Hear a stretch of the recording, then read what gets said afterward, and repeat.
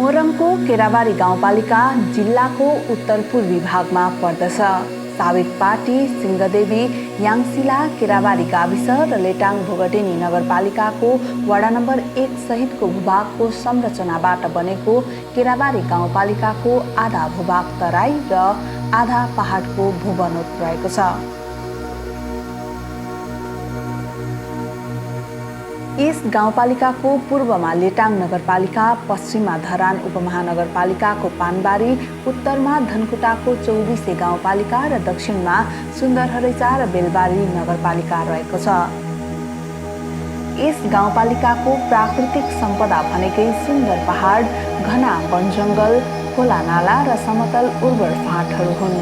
प्राकृतिक सम्पदाको धनी केराबारी गाउँपालिकामा कृषि, पर्यटन र साना जलविद्युतको राम्रो सम्भावना रहेको छ। त्यसैले गाउँपालिकाले भौतिक पूर्वाधारका योजनाहरूलाई प्रत्येक वर्षको नीति तथा कार्यक्रममा प्राथमिकतामा राखेको छ।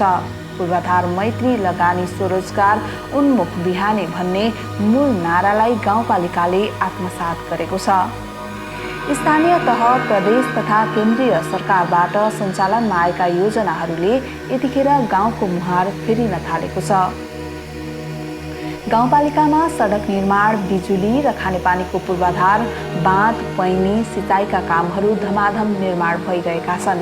यसबाहेक शिक्षा, स्वास्थ्य, कृषिसँग सम्बन्धित योजनाहरू पनि गाउँपालिकामा धमाधम भइरहेको छ।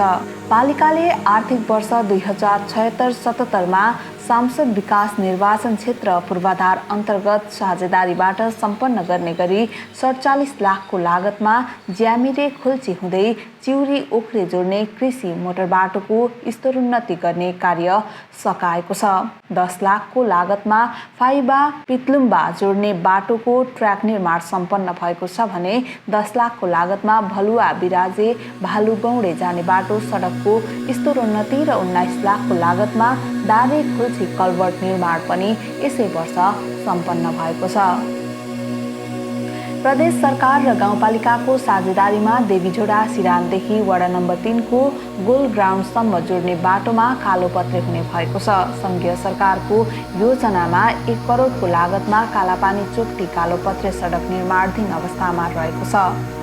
12.5 लाखको लागतमा फाइबा फुर्केटारसँगै छिमेकी नगरपालिका लेटाङको 7 नम्बर वडा जोड्ने बाटो र 10 लाखको लागतमा समितेन पूर्णा मोटर बाटोको ट्र्याक ओपन निर्माण सम्पन्न भएको छ। केराबारी गाउँपालिकाबाट बहुवर्षीय योजना अन्तर्गत वडा नम्बर 3, 8 र 10 को विभिन्न 4 वटा खण्डमा कालोपत्रे र 8 नम्बर वडाको आमजुङ्गी क्षेत्रमा कालोपत्रे गर्ने योजना अघि सारिएको छ।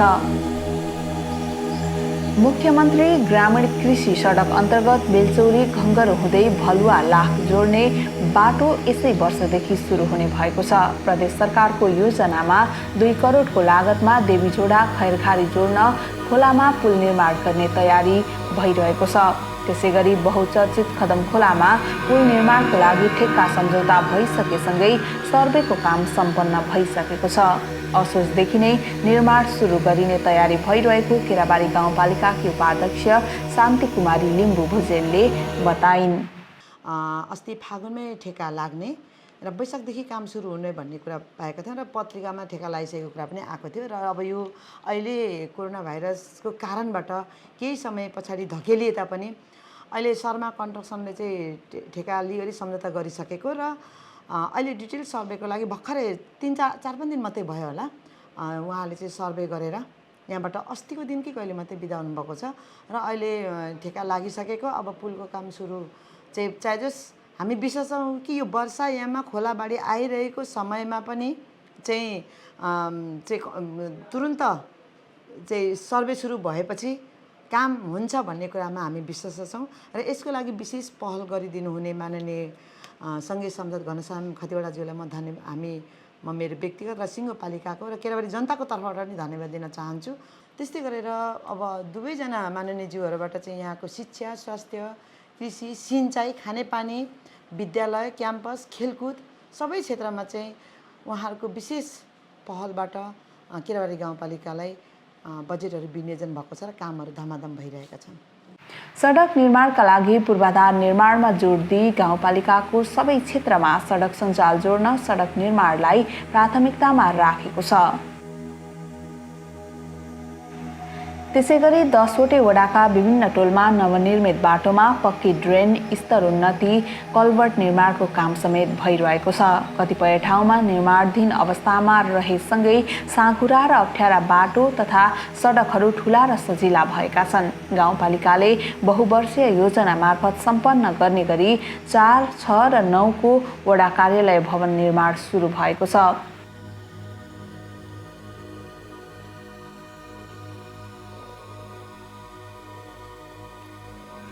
वडा नम्बर 2, 3, 4 मा स्वास्थ्य चौकी भवन निर्माणको तयारीमा रहेको छ।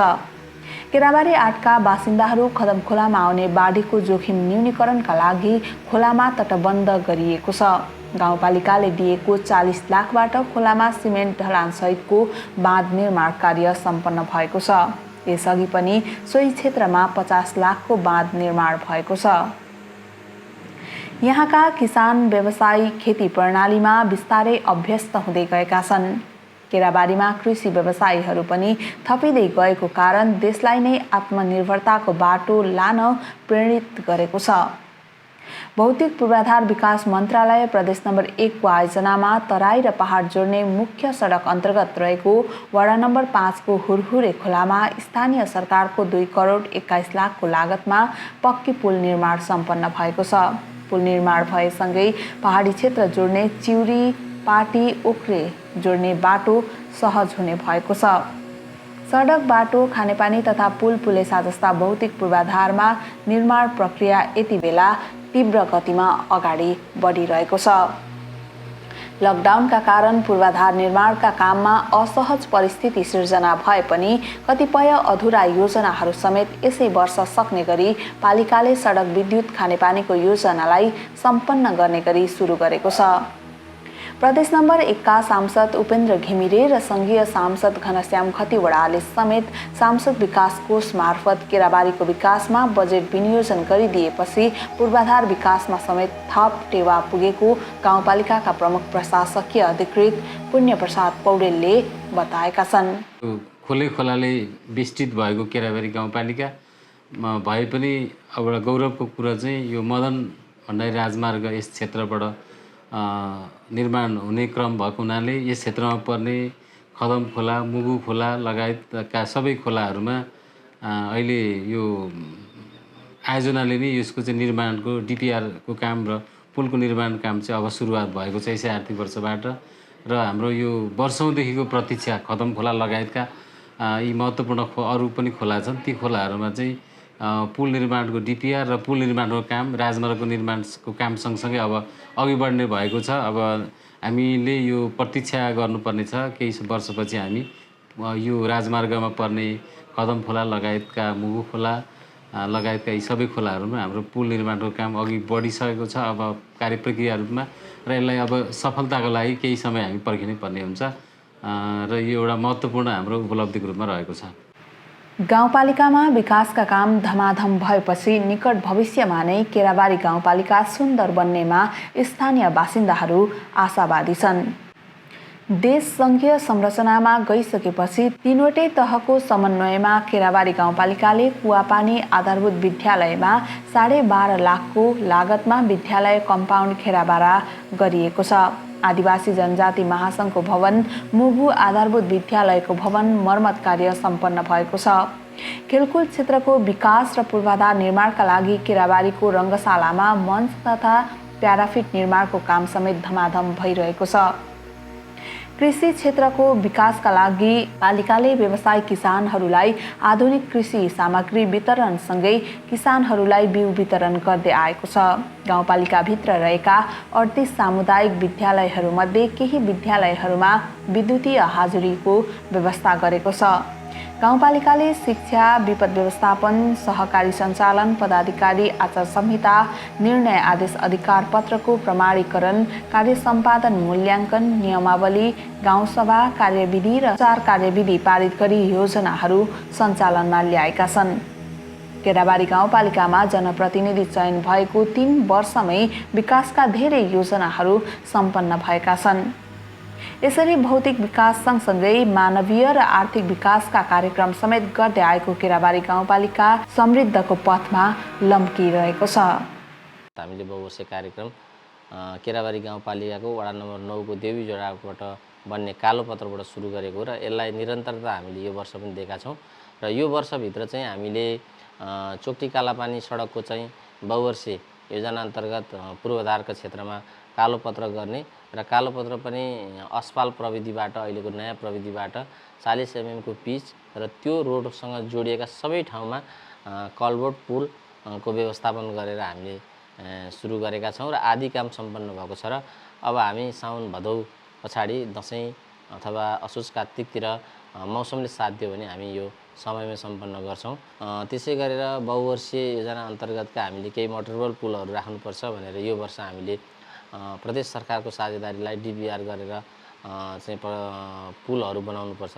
जस्तो केराबारी 5 को लामिछाने टोलबाट ठिङ्गाबारी अथवा केराबारी के अरे धरान नगरपालिकासँग जोडिने र केराबारी 9 कै चाहिँ हाम्रो चाहिँ बिराजेबाट तुर्केसँग लेटाङ नगरपालिकासँग जोडिने ठाउँमा एउटा मोटरबल पुलहरू अथवा अलिकति बिग साइजको कल्भर्ट भनौँ जसले गाडीलाई चाहिँ आउन जान सजिलो हुन्छ भनेर त्यहाँ राखेका छौँ। हाम्रो चाहिँ सबै कुरा पूर्वाधारसँग जोडिएपछि मात्रै आर्थिक आय आर्जनदेखि लिएर स्वरोजगार बन्न सक्ने स्थिति छ। हामीसँग खेतीपाती गरेको चिजहरू अन्नपातहरू अथवा जे किसिमको सागसब्जी फलफुल इत्यादि नगदे बाली जे हुन्छ त्यो बजारसम्म ल्याउनलाई हामीलाई चाहिँ अहिले चाहिँ रोडहरूकै आवश्यकता बढी भएको हुनाले हामी यहाँ फोकस भएका छौँ। तर यो वर्ष चाहिँ अब कोभिड-19 को कारणले पनि नेपाल सरकारको नीति पनि छ अलिकति कृषितिर चाहिँ ध्यान बढिदियो भनेर बजेट पनि हामीले बढी नै राखेका छौँ र सङ्घीय सरकारको बजेट पनि कृषिसँग अलिकति बढी आउँछ भन्ने हिसाबमा चाहिँ उहाँहरूले हामीलाई चाहिँ जानकारी गराउँछ। त अफिसियली पनि डकुमेन्ट्सहरू चाहिँ हामीसँग अगाडि बढिरहेको हुनाले हामीले यो 2 वर्षभित्रमा इच्छा शक्ति देखायौँ भने धेरै काम गर्न चाहिँ सक्छौँ। चालु आर्थिक वर्षमा हामीले खास गरेर वडाबाट चाहिँ वडाभित्रका सानातिना सडकहरूलाई चाहिँ स्तरवृद्धि गर्ने, त्यसपछि हाम्रो चाहिँ विद्यालयहरू विभिन्न विद्यालयहरूका चाहिँ भौतिक संरचनादेखि लिएर त्यसको शैक्षिक गुणस्तरको विषयमा